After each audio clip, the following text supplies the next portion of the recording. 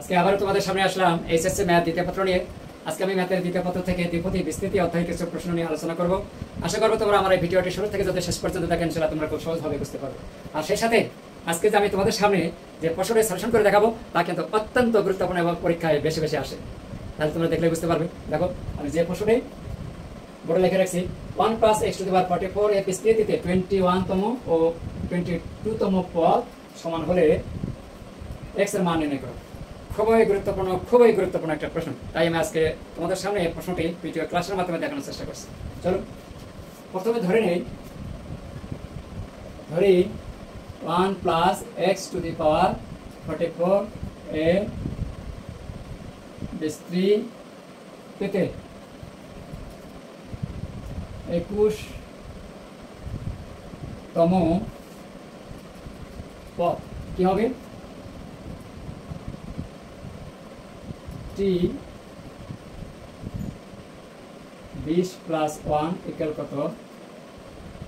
44 c 20 আর এ হচ্ছে 1 লাগে না x 20 এবং তার এখানে বলা আছে 22তম পদ। 22তম পদ t 21 + 1 তাহলে লেখা যায় 24। এখানে 1 দেওয়া যায়, তাহলে এখানে 4c কত? 21, x⁴ কত? 21। তাহলে এখন যেহেতু এখানে বলা আছে যে পদ সমান হলে x এর মান নির্ণয় করো, সব যদি সমান হয় আমাদের এখানে প্রশ্ন দেওয়া আছে, তাহলে সমান যদি হয় তাহলে আমরা এখানে লিখতে পারি এটা সমান এটা শর্ত অনুযায়ী বা শর্ত মতে কি লিখবো? 4c 20 x⁴ 20 কে 24 44 c 21 x⁴ 21। আচ্ছা আমরা একটু এই পাশে x দ্বারা ভাগ করে এখানে আমরা x পাবো আর এখানে পাবো 44 c 20 = কত? 44 c 21 কত? x বা এটা সমান লেখা যায় 44 ফ্যাক্টোরিয়াল এখানে 20 ফ্যাক্টোরিয়াল, তাহলে 44 - 20 ফ্যাক্টোরিয়াল।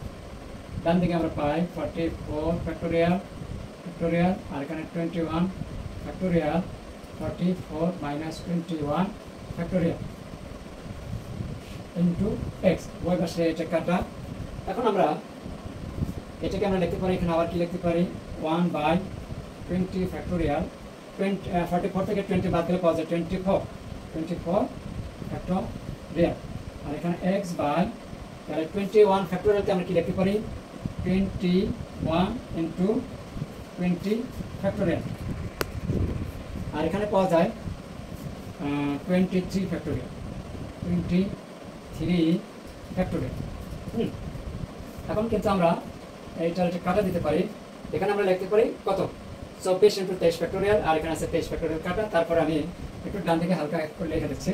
এখানে আমরা লিখতে পারি 1/24 * 23 ফ্যাক্টোরিয়াল আর ডান দিকে আমরা পাই x/23 ফ্যাক্টোরিয়াল আর সাথে আছে 21 * 23 ফ্যাক্টোরিয়াল।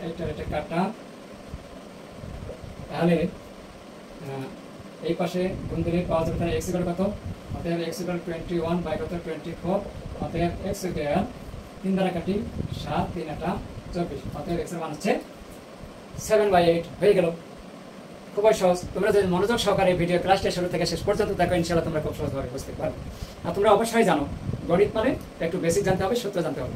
যদি তোমাদের বেসিক এবং সূত্রগুলো যদি ক্লিয়ার থাকে ইনশাআল্লাহ তোমাদের গণিত বুঝতে কোনো প্রকার সমস্যা হবে না। তাহলে অবশ্যই এখন থেকে তোমরা সূত্রগুলো একটু দেখে নেবে।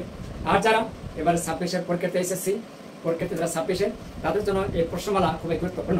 তার কারণ ইতিপূর্বে সেই যে করোনা থেকে শুরু করে এরপরে কিন্তু এই অধ্যায়গুলো ছিল না, এতদিন কিন্তু শর্ট সিলেবাস হিসেবে চলে গেছে। যারা এবার এসেছে 26-এর পরীক্ষাতে তাদের যেহেতু সম্পূর্ণ সিলেবাস আছে এই জন্য তোমাদের এবার 5.1 এবং 5.2 থেকে অবশ্যই একটা প্রশ্ন থাকবে। এই দুইটা প্রশ্নমালা করলে তোমরা 10 আনসার পেয়ে যাবে। আর যেহেতু অধ্যায় সহজ 5.2 থেকে এখানে 5-6টা অঙ্ক করলে তোমরা একটা বেশ পূর্ণ একটা প্রশ্ন সেটা পেয়ে যাবে।